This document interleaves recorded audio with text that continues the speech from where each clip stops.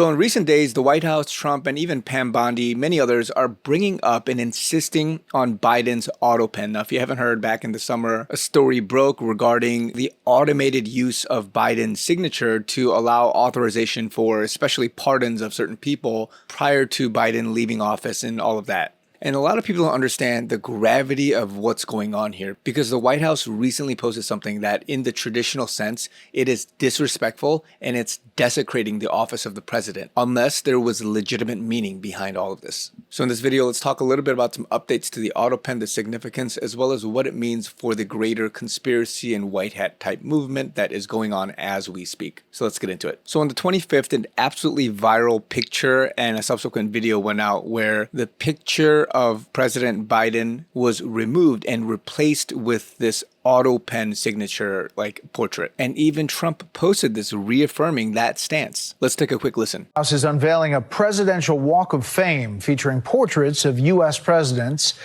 with the exception of former President Joe Biden. The new display just outside the Oval Office along the colonnade there shows a framed photo of an autopen writing Biden's signature in place of the former president's portrait.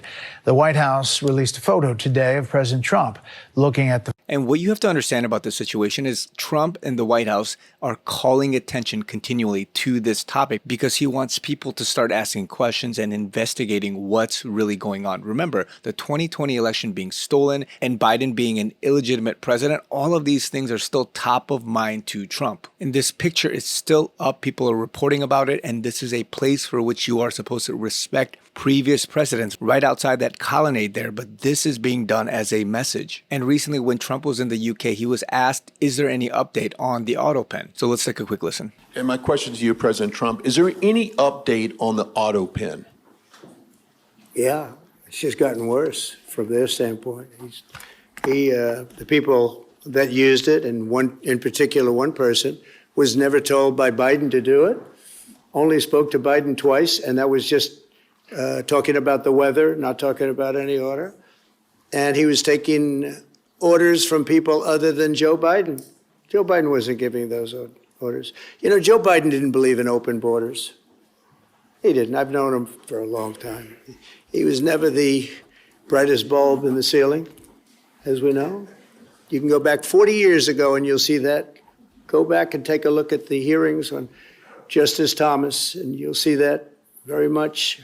But he didn't believe in open borders and all of this nonsense that they're peddling now, which is why they're not in office any longer. It's a shame. The autopen was illegal. It was illegally used. He never gave the orders. He never told them what to do. And I guess the only one he signed, or one of the few he signed, was the pardon for his son. But you had the congressman who, when they got the information, they found out they were guilty, and they deleted and destroyed all information, everything. You couldn't get any of it. They found out that Nancy Pelosi actually was offered the 10,000 soldiers, and she turned them down. They found out many things that were very bad. So they deleted and destroyed all information. You talk about freedom of the press and freedom of speech. How about that one?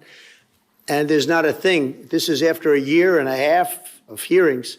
They destroyed everything. And somebody's got to be held responsible. So Biden, what he did is they knew, I don't think he knew, but somebody knew. I don't think Biden had a clue about anything, if you want to know the truth. But they gave a pardon to those Congress people. They gave a pardon. Those people are so guilty. They gave a pardon, but Biden didn't know about it. The people, whether it's Lisa or any of those people in there that really ran it, I know them all. And they're sick people. They're smart people. They're very smart. They're probably brilliant, but they're sick in ideology. And they were running the autopen, and it was totally illegal what he did. And I hope it's going to be so adjudged.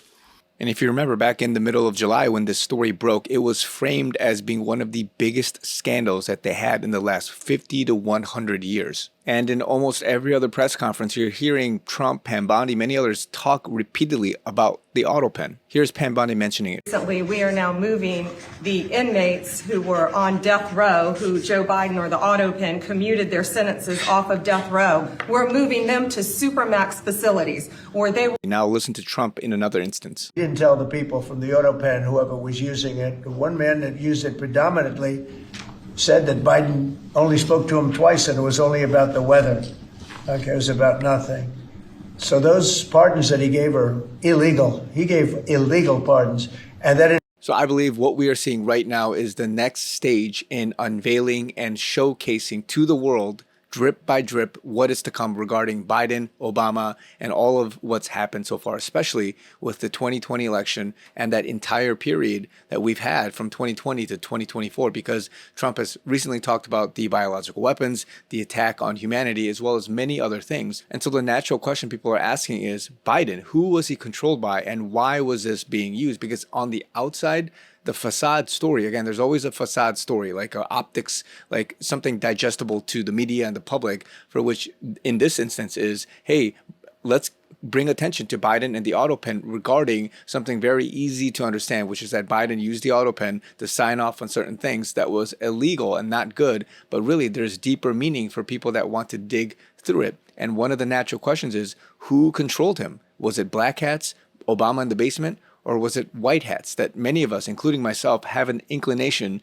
to believing, because we know in looking at Q and the Post, as well as this entire movie being played out, that we are under some kind of devolution, some continuity of government following the 2020 steal and the attack on humanity from the COVID-19 situation. And I want to briefly draw your attention to something that Trump has continuously said from the get-go since his re-election or quote-unquote re-election for his second-term campaign, because he has been telling us that he left office earlier than when people say or naturally say he has, which is in January of 2021. He says that after right around April, May, that's when he left office. This is a clip from Joe Rogan when he did a podcast back about 11, 12 months ago, just before the November quote-unquote re-elections. Here's the one that my all-time favorite, though. What is that? See the arrow right here? That's when I left. Do you have anyone that is pressuring you? This went over a lot of people's heads because he was pointing intentionally to that arrow and saying, look at the date that I left office. It was a clue for many of us, especially the Anons. And that chart that he was showing was the same chart he showed during the infamous shooting when he got hit in the ear when they tried to take his life.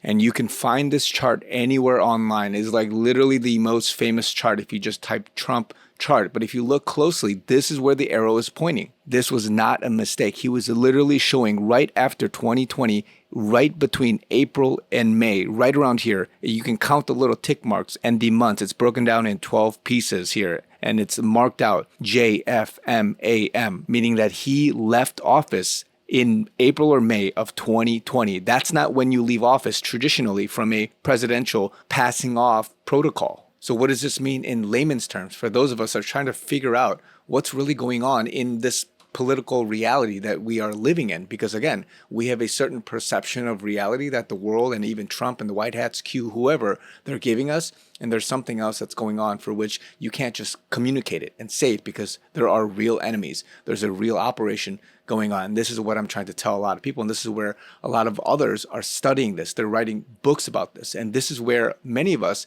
including myself, we believe that following the biological attack, again, this is a biological weapons attack. COVID-19 was an attack on humanity. Following that, they did something extremely evil. They declared war on the United States, and Trump had no choice but to implement what we believe is a state of devolution. He allowed a continuity of government under military laws and orders following a law of war manual. And you can study this stuff. It's effectively, he was a commander-in-chief. Trump was a commander-in-chief, not officially president, because he devolved the government to military commanders. This is what many of us believe during that 4-year period for which it was effectively a pause. And that's why people believe that Biden was either acting as an actor, a masked person, or whatever it is, as a white hat, or even from the black hat side. How was that possible? Did military and Trump allow a controlled sort of like an evil state in some sense, allowing them to be shuffled into a corner, kind of like an end game in chess, right?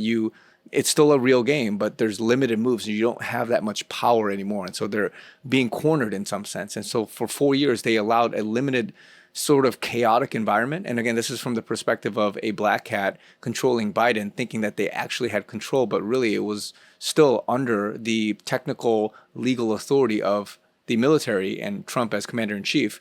Again, this could be like a 10-hour topic. I'm trying to condense it. But all of that happening because something was there. And the point I'm trying to make here is that by showcasing the autopen, how Biden wasn't there legally or from honoring him in that memorial of pictures, it's saying loudly something's going on. And we have to question what that is and begin to dig and have a sense of trying to understand what's really going on in society today, and especially in the office of the presidency. So this is where I believe we're going. We're going to a direction for which Trump, the White Hats, these guys are going to expose, showcase, and we have the choice to research and try to comprehend this reality. And so I believe it's an exciting time. You just have to wait, be patient, allow the Lord to enlighten you, to give you revelation through all of the chaos that's going on. And there's deeper meaning from what is being shown on the surface level. So this news is passed off as, oh, it's a funny thing and maybe we're joking and it's a meme and all these things, but there's deep symbolical and literal legislative meaning behind it, and we have to take it seriously in that sense. So just wanted to give you guys this quick update. Let me know what you guys think of this whole situation in the comments below. What is your perception of the presidency? What do you think is going to happen? And I would love your guys' support. And as you guys know, I'm also fundraising. I would love your guys' support. We are not at our goal yet. The link is down in the description below, givesendgo.com/chrisyoonyt. If you guys can help me get there, it would mean the world to me. Love you guys. Talk to you guys very soon.